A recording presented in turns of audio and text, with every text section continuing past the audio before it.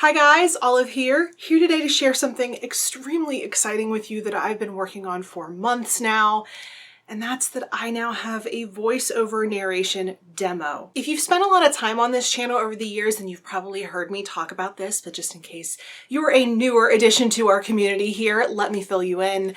I have wanted to be a voice actor for a very long time. I've been talking about it for pretty much the entire time I've had this channel, but my ambitions to be a voice actor started much earlier than that. My earliest memory of talking to another person about wanting to go into voice acting was back when I was 17 years old. I was talking about it with the man who became my husband.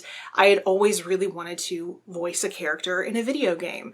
And then I went into college and I told all of my college friends that I would really like to work in voice acting. And then when I got back into reading after college and discovered audiobooks, it seemed like the perfect intersection of two things that I love: voice acting and books. So it's something that I've been talking about for years. It's something that I've been practicing in my free time for years. It's something that I've been dreaming about for a really, really long time. And so I decided a few months back that this would be the year that it stopped being just a dream. It stopped being a far off idea that I would get to someday when I had time. I decided I was going to make time in my already very busy schedule to take some voiceover narration classes, in which I met some voice acting professionals. One of those people offered to do a demo for me at a cost. She helped me pick out some scripts. She also directed the whole thing and really got my performance to exactly where I wanted it to be. We also worked with an engineer who set up the mic for me, recorded everything, and then mixed it in post and added some sound effects. They're also going to be helping me with marketing. We're going to be sending this out to agents. Hopefully I can get some paying gigs. Now that it's all done, it's in its final stage, ready to be sent out to people, I thought I would also share it with you all, because you've seen me on this journey for years. You've heard me talk about this. You've given me encouragement to do it. So it's something I've been really excited to share with all of you, not just because it's an exciting moment in my life, but also because I thought you might want to hear what it sounds like. So to prepare you for the demo that you're about to hear, I do want to let you know that it's not strictly audiobook narration samples. There are different types of narration thrown in there. I would explain more, but I think it'll be clear once you start listening. So enjoy. Who cuts off the heads? Teresa answers that the heads are sawed off in the room across the hall by a woman named Yvonne. I wonder out loud whether this particular aspect of Yvonne's job bothers her. Likewise, Teresa. It was Teresa who brought the heads in and set them up on their little stands. I ask her about this. What I do is, I think of them as wax. Teresa is practicing a time-honored coping method: objectification. For those who must deal with human corpses regularly, it is easier, and I suppose more accurate, to think of them as objects, not people. For most physicians, objectification is mastered their first year of medical school in the gross anatomy lab, or gross lab, as it is casually and somewhat aptly known. To help depersonalize the human form the students will be expected to sink knives into and eviscerate, anatomy lab personnel often swathe the cadavers in gauze and encourage students to unwrap as they go, part by part. It's not often a 2-hour ride lasts a lifetime. Talk to most motorcyclists and they'll tell you how one ride can get inside of you and stay with you forever. This same phenomenon happens on another level at every Ride for Kids event. Each ride works to improve the lives of kids who have been diagnosed with childhood brain tumors by raising funds for medical research. At Bear, a passion for science inspires us to address many of the health challenges in the world today.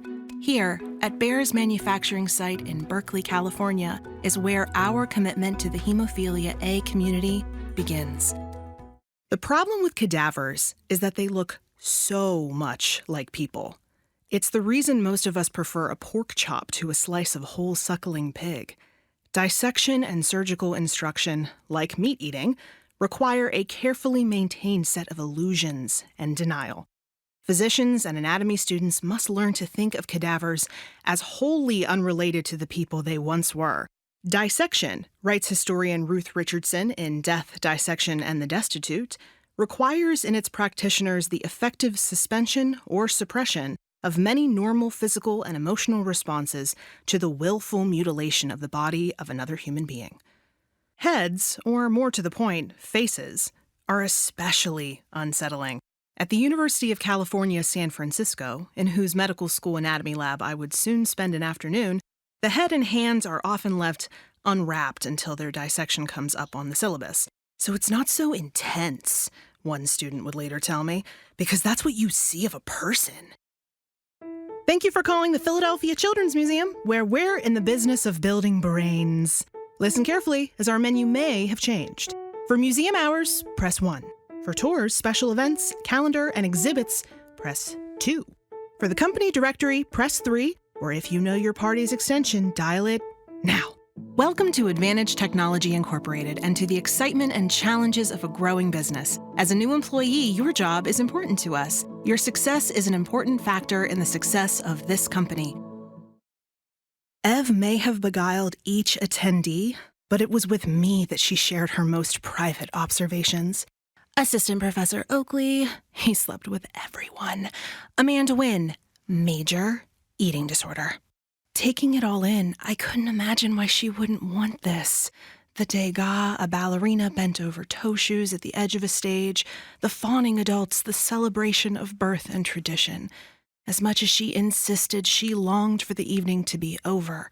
So did I drink it in, knowing all too well that tomorrow I'd be back in her winter boots, slogging through the sleet, praying my financial aid check would come so I could buy myself a pair of mittens.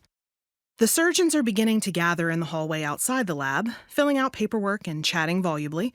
I go out to watch them. Or to not watch the heads. I'm not sure which. No one pays much attention to me except for a small dark-haired woman who stands off to the side, staring at me. She doesn't look as if she wants to be my friend. I decide to think of her as wax. I talk with the surgeons, most of whom seem to think I'm part of the setup staff. A man with a shrubbery of white chest hair in the V-neck of his surgical scrub says to me, "Were you in there injecting them with water?" A Texas accent makes taffy of his syllables, plumping them up. Many of today's heads have been around a few days and have, like any refrigerated meat, begun to dry out.